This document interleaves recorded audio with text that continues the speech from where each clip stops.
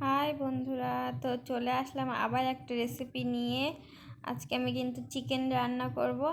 তো তার জন্য সব যা যা লাগবে সব কিন্তু কেটে ধুয়ে নিয়েছি। এখানে পেঁয়াজ নিয়েছি, আলু নিয়েছি, রসুন নিয়েছি, আদা, লঙ্কা, টমেটো একটা, আর একটু টক দই। তো তারপরে এদিকে আমি কড়াই বসিয়ে দিয়েছি, আর তেলটাকে গরম করে নেওয়ার পরে আমি কিন্তু মাংসের আলুগুলো দিয়ে দিলাম ওর মধ্যে। আর একটু সামান্য পরিমাণ নুন দিয়ে আলুগুলো ভেজে নেব। তো ভালো করে ভাজা ভাজা লাল লাল করে ভেজে নেব। ভাজা হয়ে গেলে আমি আলুগুলো তুলে নিচ্ছি। তো এদিকে আমি মাংসটাকে ম্যারিনেট করে নেব। মাংস ম্যারিনেট করার জন্য আমার লাগবে পরিমাণ মতো নুন, পরিমাণ মতো হলুদ, পরিমাণ মতো লঙ্কার গুঁড়ো, আর পরিমাণ মতো জিরের গুঁড়ো। তো যতটা পরিমাণ মাংস নেব ততটা পরিমাণ বুঝে দিতে হবে। তারপরে একটু সর্ষের তেল দিয়ে দেব, আর তারপরে আদা রসুন পেস্ট দিয়ে দেব। আদা রসুন পেস্ট দেওয়ার পরে আমি এদিকে কুচিয়ে রাখা পেঁয়াজ দিয়ে দেব এর মধ্যে, আর দিয়ে দেব কুচিয়ে রাখা কাঁচা লঙ্কা। তারপরে দিয়ে দেব আমি দানা ছাড়িয়ে টমেটো কুচি করে নিয়েছি, সেই টমেটোগুলো এর মধ্যে দিয়ে দেব, আর টক দই দিয়ে দেব। দিয়ে আমি এটাকে ভালো করে ম্যারিনেট করে নিয়েছি, দেখো। তো এটাকে ভালো করে ম্যারিনেট করার পরে এদিকে কড়াইতে আমি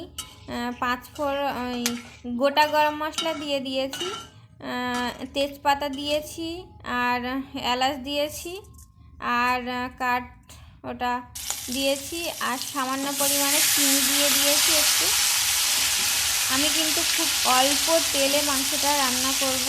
তোমরা দেখো, অল্প তেলে রান্না করলেও মাংস টেস্ট হয়।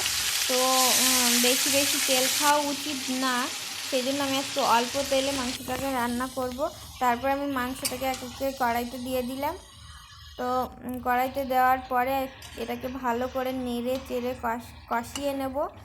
মাংস যত ভালো করে কষবে তত ভালো টেস্ট হবে। বেশি তেল মশলা দিলে কিন্তু মাংস টেস্ট হয় না, মানে বেশি বেশি দিলে যে মাংস টেস্ট হয় তা না।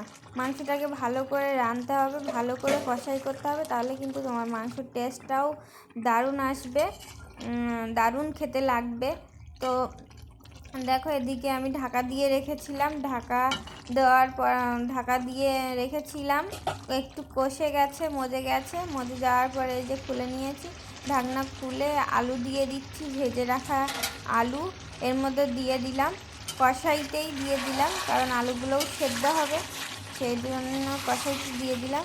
তো দেওয়ার পরে এগুলোকে ভালো করে আবারও কষিয়ে নেব। কষিয়ে নিয়ে যে বাটিটায় আমি মাংসটাকে ম্যারিনেট করেছিলাম, সেই বাটিটা ধুয়ে একটু সামান্য পরিমাণে জল দিয়ে দেবো। দেওয়ার পরে আমি এখানে শাহি গরম মশলা দিয়ে দিচ্ছি। মাংসটা রেডি হয়ে গেছে। তো দেখো, এই যে আমার মাংসের রেসিপি। আর রেসিপিটা ভালো লাগলে like, comment, share and subscribe করতে ভুলবে না। তো সবাইকে টাটা।